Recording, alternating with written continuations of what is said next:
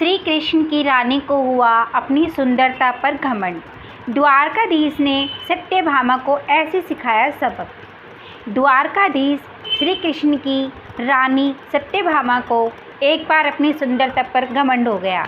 कृष्ण ने कहा, एक युक्ति से अपनी पत्नी सत्यभामा के साथ साथ गरुड़ और सुदर्शन चक्र का अभिमान भी चकनाचूर कर दिया। द्वापर युग में श्री कृष्ण ने भगवान श्री कृष्ण के अवतार के रूप में धरती पर जन्म लिया था। श्री कृष्ण ने अपने मानव जीवन में कई लोगों का घमंड चकनाचूर किया था। इससे उनकी पत्नी भी वंचित नहीं है। पौराणिक कथाओं में श्री कृष्ण की 8 पत्नियों का जिक्र है। इनमें से एक थी सत्यभामा। सत्यभामा को एक बार अपनी सुंदरता पर घमंड हो गया।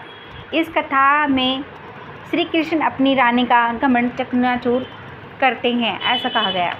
एक बार श्री कृष्ण द्वारका नगरी में अपने महल के अंदर सिंहासन पर बैठे थे।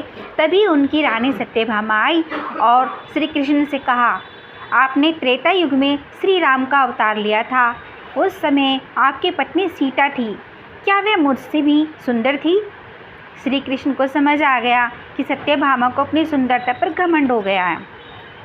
उन्होंने तुरंत कोई जवाब नहीं दिया। वहाँ पर गरुड़ और सुदर्शन चक्र भी मौजूद थे। तभी गरुड़ ने अपनी अभिमान के स्वर में कहा, हे प्रभु, इस संसार में मुझसे ज़्यादा गतिमान कोई है क्या? सुदर्शन चक्र ने भी अपने अंदर के अभिमानी रूप को जगाया और श्री कृष्ण से कह दिया कि संसार में मुझसे ज़्यादा ताकतवर है क्या? कृष्ण को समझ आ गया कि इन तीनों को अभिमान हो गया है।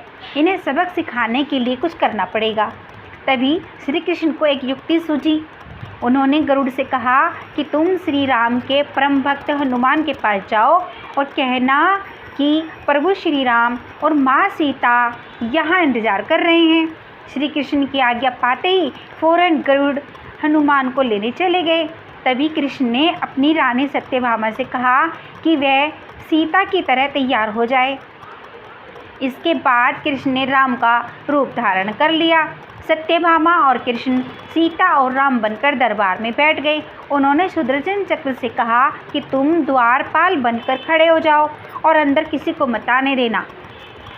उधर गरुड़ हनुमान के पास पहुँचे। उन्होंने हनुमान जी से कहा कि द्वारिका नगरी में प्रभु श्री राम और माँ सीता उनका इंतज़ार कर रहे हैं। आपको बुलावा भेजा है, आप मेरी पीठ पर बैठ जाइए, मैं आपको ले चलूँगा। हनुमान ने गरुड़ से चलने के लिए कहा और बोला कि वे खुद वहाँ पहुँच जाएंगे। गरुड़ को लगा कि वे वानर मुझसे तेज़ कैसे पहुँच जाएगा, इसलिए वे हनुमान को वहीं छोड़कर उड़ गए।